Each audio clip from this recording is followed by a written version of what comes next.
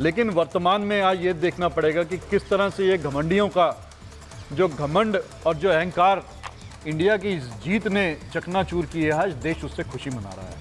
आज सवाल ये उठ रहा है कि भारतीय जनता पार्टी और इनके अलायंस को जो जीत मिली है, और ऐसी जीत मिली है कि उस पर जीत की खुशी नहीं मना सकते हैं, लेकिन हमारे को जनता ने वो मैंडेट दिया है कि निश्चित तौर पे अगर हमें स्पष्ट बहुमत नहीं आया और हमारे को एक तरह से हारा हुआ देखा जा रहा है, लेकिन हम उस जीत में खुशी मना रहे हैं, क्योंकि जनता ने जिस तरह से आज भारतीय जनता पार्टी और इनके अहंकार को जो चकनाचूर किया है, और ये वही लोग हैं जो पूरे 10 साल तक लाठी लेकर के ईडी, सीबीआई, इनकम टैक्स और तमाम एजेंसियों का डंडा लेकर के सब लोगों के नेताओं और पूंजीपतियों के घर डंडा मारा करते थे, और आज कटोरा लेकर के खटखटा रहे हैं दरवाजे उनके, खटाखट खटाखट खटाखट की समर्थन दे दीजिए, समर्थन दे दीजिए, नीतीश बाबू समर्थन दे दीजिए, चंद्रबाबू नायडू जी भागिए मत। नहीं, उन्हें जाने की जरूरत नहीं है। सुनिए सुनिए सुनिए, देखिए एक मिनट आप, अच्छा एक बात बताइए मुझे अनुजात्रे जी, क्या आप लोग अखिलेश जी के घर पे जाके आप बोल रहे हैं खटाखट समर्थन दे दीजिए, आप उनके पास जा रहे हैं? नहीं ना, क्योंकि आप लोगों ने गठबंधन में सरकार चुनाव लड़ा है, तो आप जानते हैं वो आपके स्वाभाविक साथी हैं, तो आप तो नहीं जा रहे हैं अखिलेश यादव के पास बोलने के क्या आपका समर्थन अभी भी बना हुआ है? नहीं जा रहे हैं ना, तो वैसे ही वो भी नीतीश कुमार और चंद्रबाबू नायडू के पास क्यों जाएंगे? वो भी साथ में चुनाव लड़े, आपके साथ तो नहीं आए नीतीश बाबू, उन्होंने तो पहले ही अपना पाला चुन लिया था। अब आप ये जरूर कह सकते हैं कि भाई नीतीश बाबू देखिए उनके घर पे जा रहे हैं वहां पर और उनसे मांग रहे हैं समर्थन। ये आप भी जानती हैं और पूरा देश जानता है कि कौन कहां जा सकता है, कब कहां जा सकता है। नीतीश जी ने घर के बाहर जब कल ही अपना लगा दिया था, नीतीश सबके हैं, एक बहुत बड़ा बोर्ड जा सकता है, ये पूरा देश जानता कह रहे हैं। आपके नेता पर सवाल उठा रहे हैं। अभिषेक जी जवाब दीजिए। नहीं, अभिषेक जी जवाब देंगे, इसमें मैं तो कुछ बोल नहीं सकती। देखिए, जब नहीं चुनाव लड़ने से पहले, चुनाव लड़ने के बाद, नतीजे आने के बाद क्या काम बचा है इनके पास? सिर्फ हमारे नेता पर सवाल उठाना।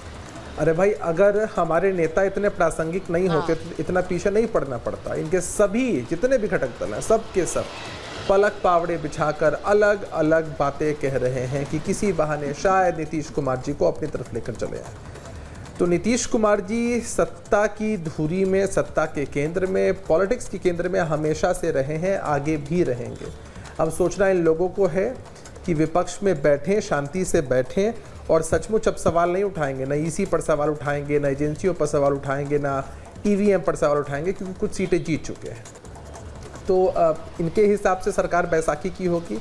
हमारे हिसाब से जो सरकार है वो बड़ी मजबूत है, सशक्त है और विकास के एजेंडे पर निश्चित रूप से काम करेगी, देश को आगे लेकर के जाएगी।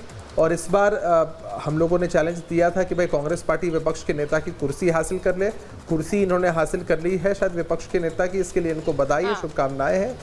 कम से कम सकारात्मक विपक्ष की भूमिका इस देश में निभाएं, ताकि पॉलिटिक्स से ये जो नकारात्मकता इन्होंने फैलाई है इतने लंबे समय से, वो थोड़ी बाहर जाए। एक दूसरे को बधाई दे रहा है, कोई 100 का आंकड़ा छूने पर बधाई दे रहा है, कोई पहले, सबने पहले की परफॉर्मेंस, अपनी परफॉर्मेंस के ऊपर एक दूसरे को हर कोई बधाई दे रहा है। मैं एक बार जरा बड़ी खबर बता दूं कि उद्धव गुट के सांसद जो संजय राउत हैं, उन्होंने एक और बयान दिया। वो बयान ही ऐसे देते हैं कि उस पर चर्चा हो, वो कह रहे हैं हम चाहते हैं नरेंद्र मोदी जल्दी शपथ ले, ये एनडीए सरकार नहीं चलने वाली है।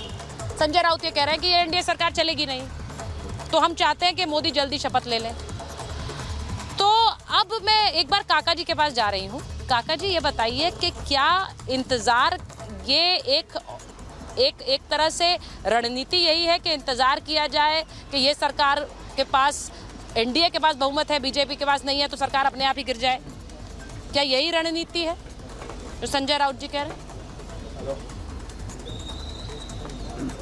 देखिए, बहुमत तो बीजेपी के पास नहीं है, आप भी जान रही होंगी। ये तो बहुत साधारण आंकड़ा है कि 272 का बहुमत है, 239 उनके पास सीट है, तो वो भी अन्य दलों से समर्थन लेके ही, और उन्हीं दलों का नहीं है, लेकिन एनडीए के पास है।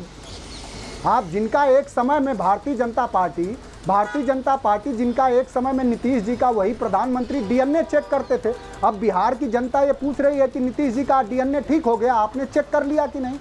चंद्रबाबू नायडू 2019 के चुनाव में आपने देखा होगा कि जिस चुनाव के दौरान इस देश में प्रधानमंत्री और इस देश की सरकार के लापरवाहियों के चलते पुलवामा में हमारे सैनिकों ने जान दिया, उस पर राजनीति करके उस पर बहुमत हासिल की। और उस समय भी देश के संघीय ढांचे को बचाने के लिए अगर कोई कार्यरत था लगातार राजनीतिक हाँ। दलों से संपर्क कर रहा था, तो वही चंद बाबू जी ही थे। मैं गलत तो हूँ नहीं। 16 अगर आप 1999 में भी जाएं तो देखिए चंद्रबाबू नायडू को लेकर एक खबर आ रही है। मैं काका जी वो जरा खबर बता दूं, उसके वापस आ रही हूं आपके पास। पीयूष गोयल के आवास पर पहुंचे चंद्रबाबू नायडू। एक बड़ी खबर आ रही है। चंद्रबाबू नायडू इस वक्त पीयूष गोयल के घर पर पहुंचे, उनके आवास पर उनसे मुलाकात करने के लिए। ये खबर आ रही है कि स्वेरिंग इन यानी कि शपथ ग्रहण 8 तारीख को ही होगा, जैसा कि पहले से चर्चा थी। लेकिन ये भी खबर आ रही है कि चंद्रबाबू नायडू इस वक्त पीयूष गोयल के घर पर पहुंचे। अब देखिए पीयूष गोयल के आवास पर चंद्रबाबू नायडू पहुंचे हैं। ये भी पता है कि वहां जब चंद्रबाबू नायडू कल जीत हुई बड़ी, क्योंकि आंध्रा की भी जीत थी, एक एनडीए की भी जीत थी, तो वहां पर भी बीजेपी के नेता मौजूद थे उन्हें बधाई देने के लिए। लेकिन इस वक्त ये क्या चल रहा है, मैं काका जी एक बार वापस आ रही हूँ, जल्दी से पूछ लूं जरा प्रेम शुक्ला जी, ये क्या चल रहा है? पीयूष गोयल के आवास पर पहुंचे हैं। अब आप तो कहेंगे एक सामान्य सी मुलाकात हो सकती है, लेकिन क्या जो काका जी कह रहे हैं या फिर जो अभी अनुज आत्रे जी ने कहा कि कुछ सब कुछ तो बिल्कुल ठीक नहीं है?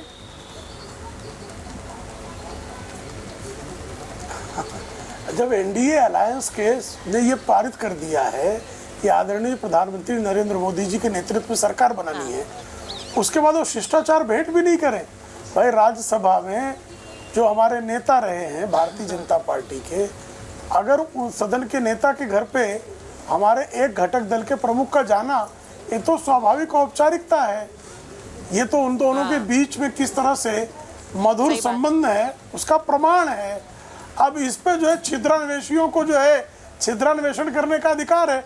अब 5 वर्ष इनको जनता ने सवाल उठाने वाले सवाल उठाएंगे भाई, हम नहीं उठा रहे प्रेम शुक्ला जी, आप बिल्कुल सही कह रहे हैं, शिष्टाचार मुलाकात हो सकती है। नहीं, मैं आपको कह भी नहीं रहा हूँ, हाँ मैं आपको कह भी नहीं रहा हूँ। ये छिद्र तो अनुज आत्रे जी और उनके और कोई नहीं, चंद्रबाबू नायडू जी ने कोई लिस्ट दी है क्या? कुछ खबरें ऐसी आ रही है वो स्पीकर पोस्ट चाहते हैं, वो कुछ मिनिस्ट्रीज चाहते हैं। देखिए इस तरह से राजनीतिक विमर्श नहीं हुआ करता है। राजनीतिक विमर्श दो प्रगल्भ दलों के राष्ट्र जो अध्यक्ष हैं उनके बीच में बहुत राजनयिक ढंग से होता है। वो इस तरह से ये दे दो वो दे दो इस तरह से नहीं हुआ करता है। ठीक है, कुछ लोगों को खबरें उड़ानी है, उड़ा सकते हैं। ये भी लोकतंत्र में जो है, ये लोकतांत्रिक देश है सर, होता यहाँ पर इस तरह की खबरों के भी जो है हार बार्गेनिंग तो होती है, ये तो आप भी जानते हैं। लेकिन अच्छी बात यह है आप कि एनडीए की सरकार, आप जैसा बता रहे हैं, वो ऐसा लग रहा है कि एनडीए, क्योंकि सर्वसम्मति से नरेंद्र मोदी जी को चुना गया है नेता, और वहां पर सरकार बनाने का दावा भी पेश किया जाने वाला है, तो ये खबर आ रही है। लेकिन एक इसी के साथ साथ एक बड़ी बात यह है, काका जी मैं आपके पास आ रही हूँ, लास्ट कमेंट के लिए मेरे पास समय नहीं है। एक बार काका जी ये जरूर बता दीजिए, आपके नेता मैंने कहा कि 3rd लार्जेस्ट पार्टी बनकर उभरे हैं और ये बड़ी जीत है समाजवादी पार्टी के लिए, लेकिन यहाँ से अब नाम राहुल गांधी का आ रहा है प्रधानमंत्री के लिए, आपके नेता का नहीं। तो ये तय है कि राहुल ही है इस गठबंधन के नेता। नेता का है जो जिस नेता के पक्ष में होगा। लेकिन आपने और सबने देश ने दिखाया है कि कल समाजवादियों ने ही भारतीय जनता पार्टी को उत्तर प्रदेश में, जहां उनकी प्रचंड बहुमत थी, डबल इंजन की सरकार थी, वहां समाजवादी जातिगत जनगणना के साथ, युवाओं के पेपर लीक होने के साथ, मर्यादा पुरुषोत्तम पौराणिक राम के चंदे चोरी के साथ, महिलाओं के सुरक्षा के साथ, किसानों के रौदने के साथ मुद्दों पे खड़े थे और हराया। और हम तो चाहते हैं प्रधानमंत्री इंडिया का बनेगा, और आप देखेंगे कि इंडिया गठबंधन का, अलायंस का प्रधानमंत्री बनेगा। तो मैं समझता हूं कि अखिलेश यादव जी पूरी देश की जनमानस चाहती है कि बनेंगे, और उनसे बेहतर प्रधानमंत्री कौन होगा? कम से कम वो झूठ नहीं बोलेगा, किसी भी तरह का अन्यायी अत्याचारी नहीं होगा। मैं एक बार ये तस्वीर दिखा रही हूं, वो हर एक देखिए मैं काका जी एक बार ये तस्वीर दिखा दूं।